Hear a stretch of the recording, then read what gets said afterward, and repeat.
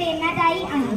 जगावं कसं, अन्यायाविरुद्ध लढावं कसं, संघर्षातून घडावं कसं, वादळात समोर उभं राहावं कसं आणि शिक्षणातून स्वप्न साकार करावं कसं, हे डॉक्टर बाबासाहेब आंबेडकरांनी स्वतःच्या कृतीतून आपणालाच नव्हे तर संपूर्ण जगाला दाखवून दिले.